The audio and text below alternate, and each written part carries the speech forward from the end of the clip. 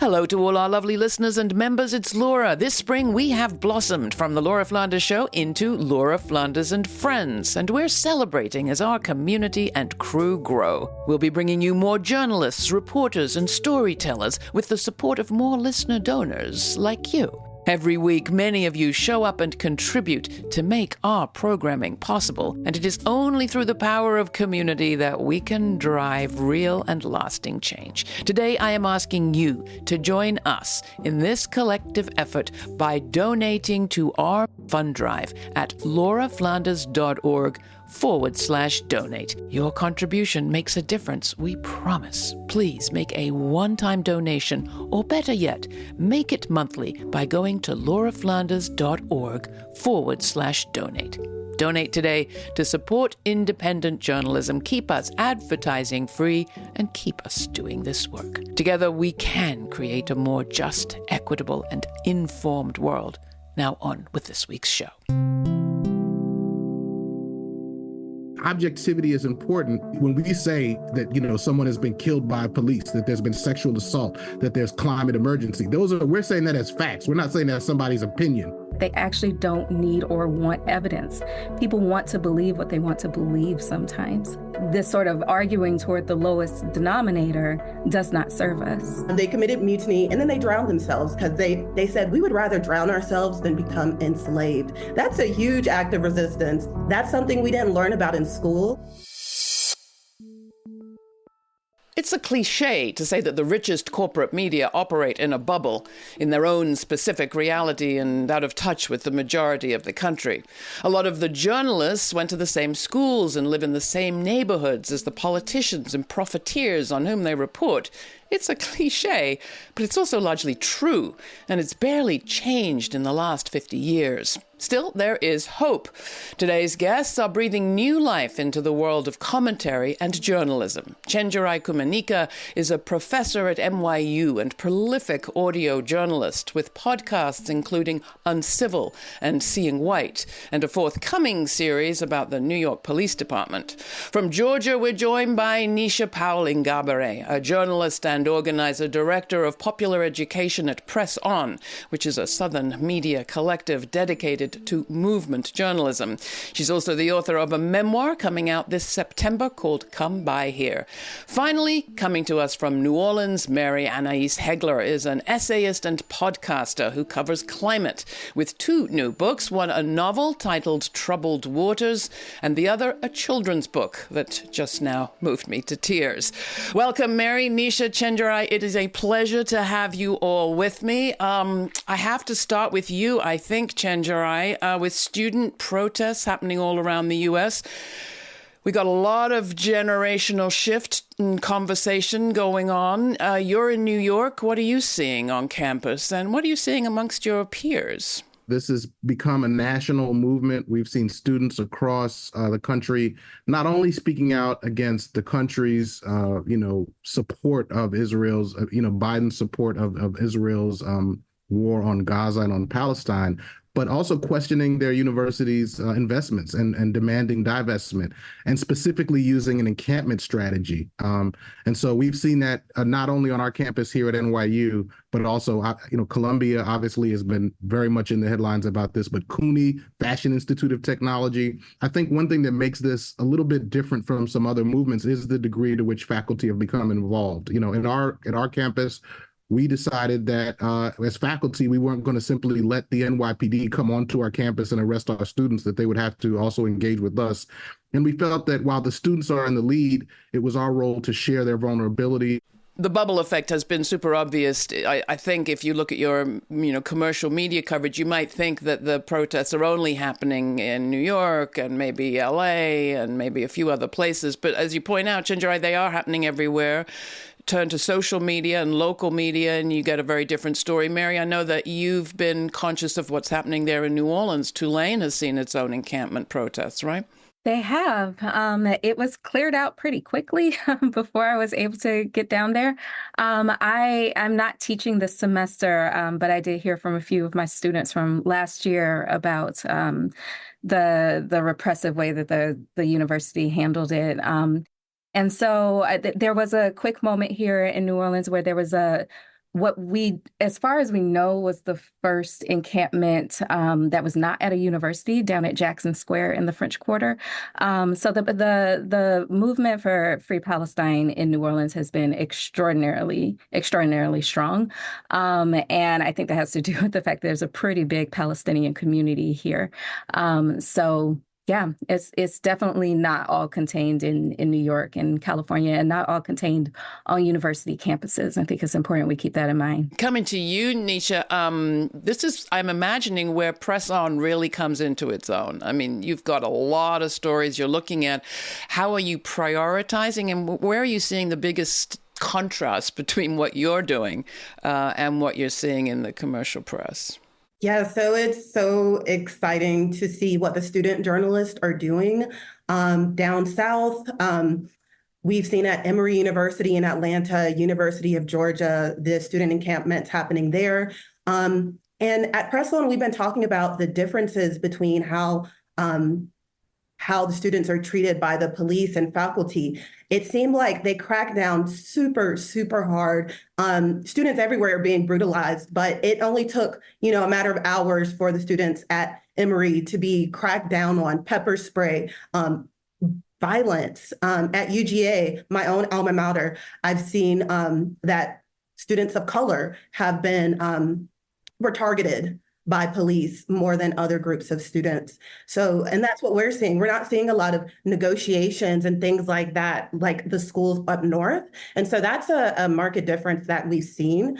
And we're just really impressed by what the student journalists are doing. This is movement journalism in action. Well, as you say that, for people that aren't familiar with the term, when you say movement journalism, how would you define it? How do you define it there at Press On? Yeah, so movement journalism is journalism that is in service of liberation. I often say that we are almost the exact opposite of traditional journalism because we are pushing back against the tradition of extraction and exploitation that mainstream media has been so that's what we know about mainstream media, right? We see them coming into communities of color and oppressed communities and parachuting into these communities and causing harm, even if it's not intentional, right? And so we are very intentional about historically oppressed communities. Folks from those communities should be doing reporting on those communities and building authentic, genuine relationships. So that is what movement journalism means to us. It is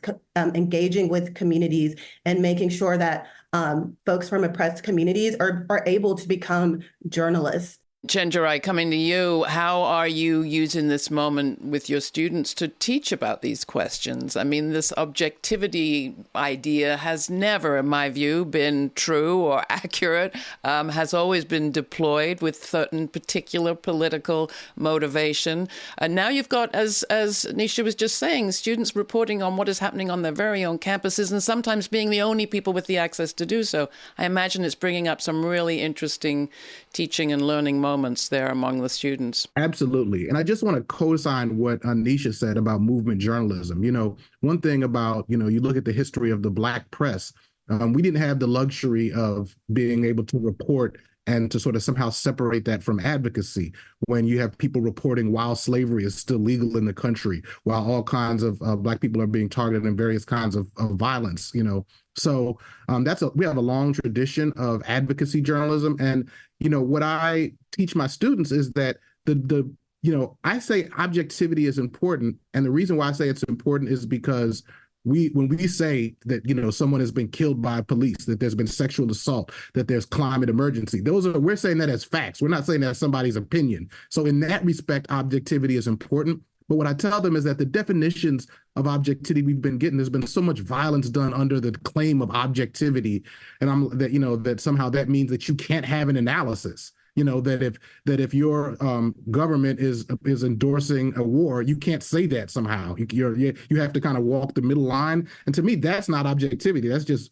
poor analysis and poor journalism. Yeah, I mean, I should be more careful in my speech. I mean, obviously, we want to be fair and we want to be accurate as much as possible. We want to avoid, though, I think, the sense of objectivity, the way that objectivity has been used as a kind of stick-to-beat activist journalists with, and also the way that it shows up as kind of two-sidesism, for and against the slaughter of 34,000 people, last count in among Palestinians in Gaza. I think that is pushing it. Also with respect to climate, and I'm coming to you, Mary. I mean, your book, Troubled Waters, is all about this kind of generational shift between the civil rights generation and the climate generation. It features a young person who is motivated and mobilized and takes very personally both the death of a relative and the fear of a dying planet.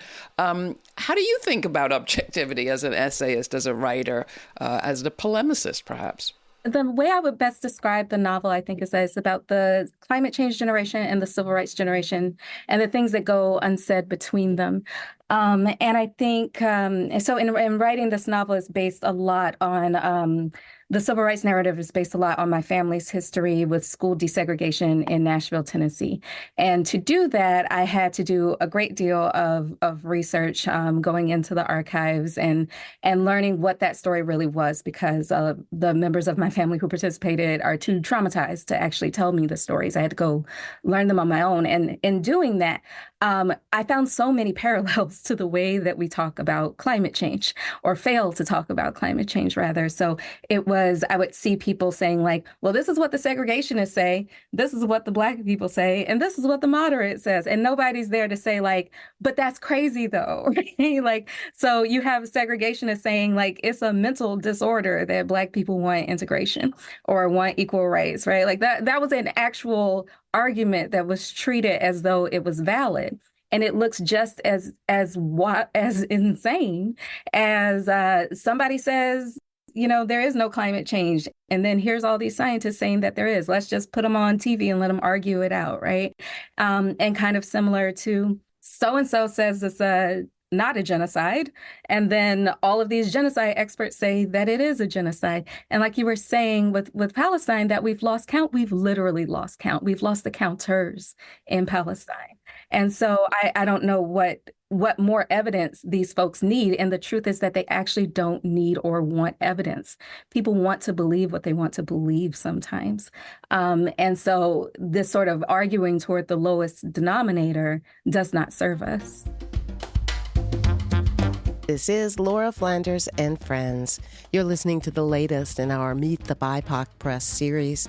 This time, Laura is joined by New York University professor and audio journalist Chenjerai Kumanyika. He's contributed to many podcasts, including as a producer for Uncivil and Seeing White, and a forthcoming podcast about the New York Police Department.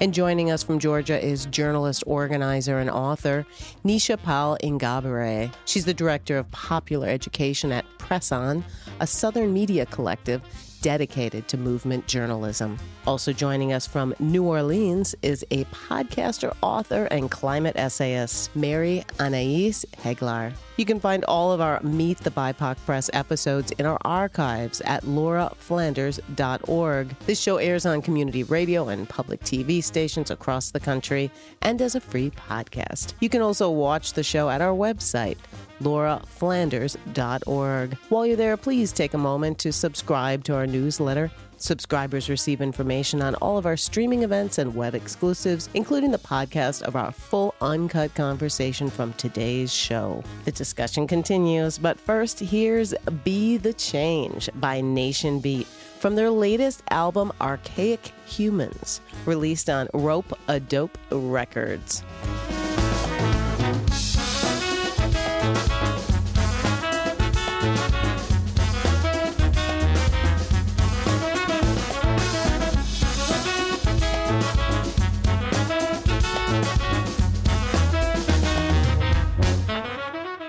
Neesha, coming to you, fortunately, your hometown became the subject of a lot of national news a few years back, 2020, with the killing of Ahmaud Arbery, the jogger out on the streets in Georgia, in that part where you grew up. You must have felt that. Clearly you do. In your memoir, you talk about it. What would be your reflections to journalists today who covered that story about the way that they covered it? And how does it inform the work that you do today? I felt a lot of things when that happened. I actually went to school with the man who actually pulled the trigger and killed Ahmaud Arbery. I actually wasn't surprised because he was one of the kids at our school who, wore the Confederate flag, and you kind of knew what he was about. So it wasn't super surprising, but it was still disgusting all the same. I think what we saw, and I think the media did a good job in showing the resistance, because I think there was a lot of organizing happening after the murder. Ahmaud's family, community members fighting to get justice for Ahmaud. There was also other things happening, like the Confederate monument that was in a public park downtown. There was a long fight to get that taken down because it's symbolic of the racial climate in Brunswick and how Brunswick, Georgia, and how it was kind of overlooked. And that Confederate monument did eventually get taken down. And so I think the media did a good job in covering that resistance. What they did not know, and what I found out through researching for my book, is there's a long history of Black resistance in coastal Georgia. And there's a story of in the early 1800s when a group of Igbo enslaved Africans drowned themselves after committing mutiny on the captains of their boat that brought them over here. They committed mutiny and then they drowned themselves because they said we would rather drown ourselves than become enslaved. That's a huge act of resistance, and that's something we didn't learn about in school. And I, talk about in my book how all of that was kind of intentionally, I feel like, hidden from us because they didn't want us to know about Black resistance. They didn't want us to have pride in that history. Oh, this is such an important point. And Chenjerai, coming to you in your teaching, I mean, whether you're talking, the Geechee Islands, or whether you're talking Black experience in America, or whether you're talking Gaza, October 7th, where you start the clock in your story really matters. And I wonder how you help your students think about this, because obviously our two colleagues here have written book-length books that address these long histories. Journalists are often told, you just got to cut to the chase. I've made the case that to cover effectively the events of today, you have to have that historical context. And, often in these conversations about diversity in journalism, that kind of thing is like, oh, well, yeah, we want to bring different perspectives in. And I'm like, no, this isn't different perspectives. What this is if you don't know this history, then you don't know the real facts. If you don't know the feminist history of this country, and you don't know the Black history, if you don't know the queer history, then actually you're less informed and ill-equipped to cover those beats in the newsroom. Sadly, a lot of people in power in newsrooms are ill-informed. But so what's your tip to the journalist who very often is being told you have 1,800 words, if you're lucky, more like 800? We can't sort of tell the time only by, like the minute hand, or the second hand. We have to know where we're at in the historical story, in the story of struggle. And I think that even, you'd be amazed what you can do with 800 words if you know how to write, and you do have to make choices. But to me, I'm always making an argument to put it back into context, because this is part of how we get to the situation we are here, where, for example, if you take the issue of policing, right, whether it's extrajudicial policing like Ahmaud Arbery or people who are being killed by police in general, it's policing is a thing where we've been seeing the same cycles play out for over 200 years. And part of that is because people aren't telling the story. They're not connecting the dots in the way that we need to. We are coming to hurricane season. And Mary, I want to come to you. You're there in New Orleans, and often journalists' idea of history is that there was a storm called Katrina. So if we maybe mention that will do it. You go way further back in your gorgeous book. How do you recommend we think about this season? Maybe some new questions, some new stories to be told as another hurricane season heads our way. Well, I think it's important to keep in mind that today's hurricanes are not like yesterday's hurricanes. Now we face a thing called rapid intensification, where it used to be that if you heard about 2 or 3 days out that there was a Category 1 heading your way, you wouldn't leave. Nobody leaves for a Category 1. But now you can hear that there's a Category 1 when you go to bed and you wake up and it's a category 4. So people need to move differently. And, we always say that like you can rest on the wisdom of a community, but now everything is unpredictable now. What we're losing with climate change really is a world in which things are more predictable. There does need to be more understanding of how these storms are different, and also more understanding of how these storms intersect with all of these other existing systems of oppression that we already have. And I think Katrina is a really powerful example of how these storms intersect with all of these other issues. If you look at what happened in prisons or what happened in, old folks' homes and things like that, then those are things that we need to be more aware of as well. Yeah, I think journalists are getting smarter about what stories may be there beneath the surface. Neesha, coming to you, your book is about not just memory getting lost, but it relates also to people getting lost and the struggle of the Geechee people, the island people there to survive on their islands, to survive with their language, with their culture. Yes, the Gullah Geechee folks are resilient because they've had to be. And climate change is really a threat to their way of life and to their culture. Subsistent fishing, living off the water, getting their food from there, spiritual practices. Just so much of Gullah Geechee life revolves around water, and a lot of Gullah Geechee territory, which goes from about Jacksonville, North Carolina to St. Augustine, Florida, along the coast, it's in danger of being flooded out, right? And there are folks like Maurice Bailey in Sapelo Island, which is one of the last intact Gullah Geechee communities, Sapelo Island, Georgia. He's working with folks to work on living shorelines to help with the erosion. Gullah Geechee folks see it coming, and they're working actively toward solutions. Not to say that elections are necessarily solutions, but there are some big ones coming up, including, of course, the presidential election. Georgia is a swing state. How are you thinking about that, Neesha? And how is Press On going to be reporting on it? At Press On, we are trying to get journalists ready as far as knowing their rights and how to report on elections from a movement journalism perspective. We just did a FOIA 101 training for movement journalists. Freedom of Information Act request. And so that's all around open records request. And so that's a really important part of reporting on elections. We're about to do a media law 101.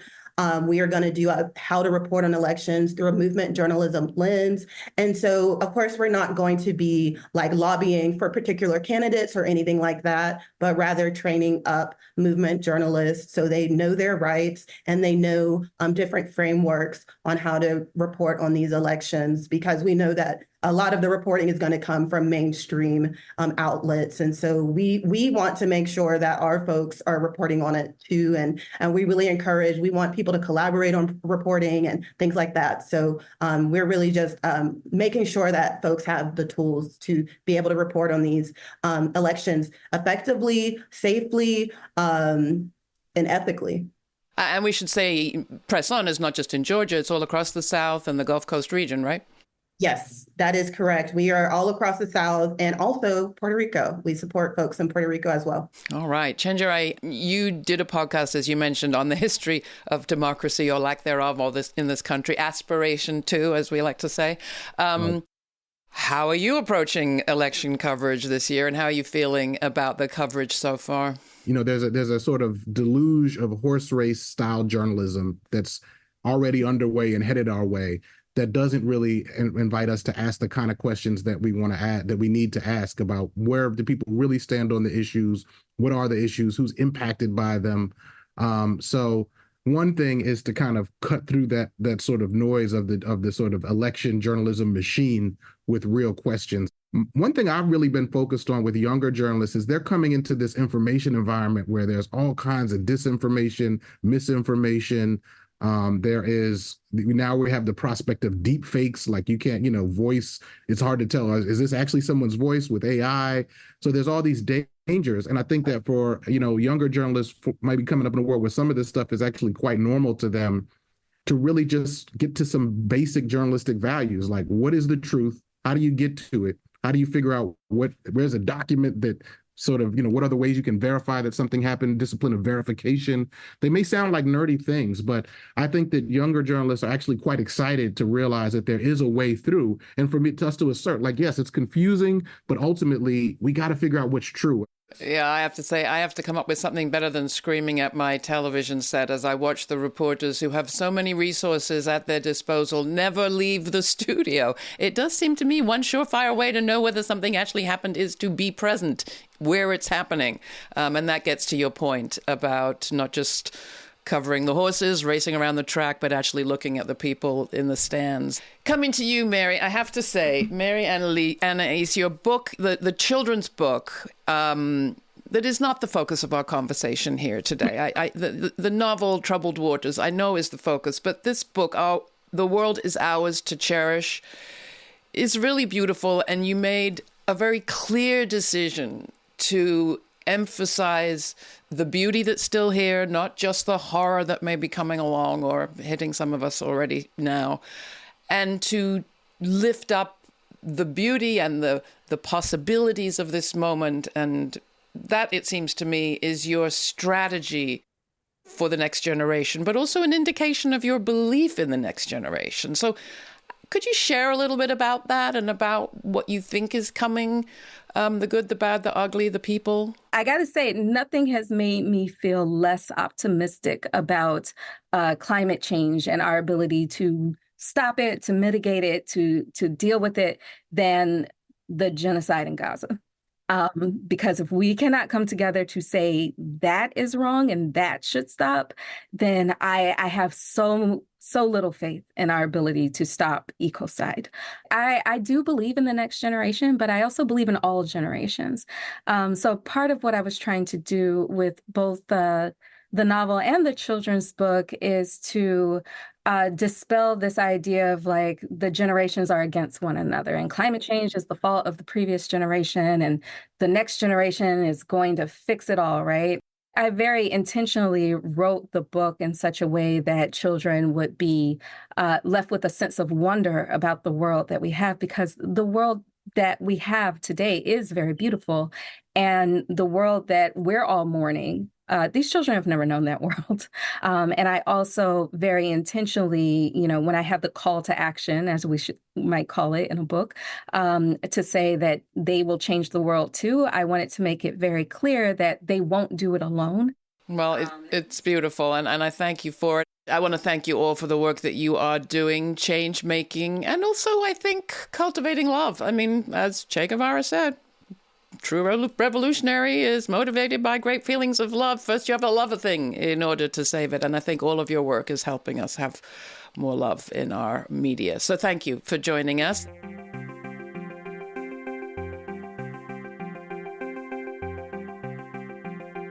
For more information on this week's show, check out our show notes posted at patreon.com/Laura Flanders and Friends. It includes an invite to watch the premiere of each week's show on our YouTube channel and chat real-time with Laura, Sundays at 11:30 a.m. Eastern. Thanks to our member supporters, this show remains free to millions on public TV, community radio, and as a podcast. We're in the midst of our May Day to Memorial Day membership drive, and we're asking you to join us in raising $25,000. Please contribute by making a one-time donation or make it monthly, or up your monthly donation by going to lauraflanders.org/donate. As Angela Davis says, when vast numbers of people come together, this is how change happens. Please come together with us now. Thanks for listening, and thanks for your continued support. This show's produced by yours truly, Laura Flanders, with Sabrina Artel, Nat Needham, David Neumann, Jeanette Hernandez, Sarah Miller, Rory O'Connor, Jeannie Hopper, and Nady Pina. Major funding for this program is provided by the Novo, Park, Ellen Poss Family, Hisuku Wilson Foundations, the Schumann Media Center, Rising Fund at Tides, Kim Connor and Nick Groombridge, Jane Fonda, and listeners like you. Thanks for listening. Thanks for contributing. Thanks for your ideas. Stay kind. Stay curious. Until the next time, I'm Laura.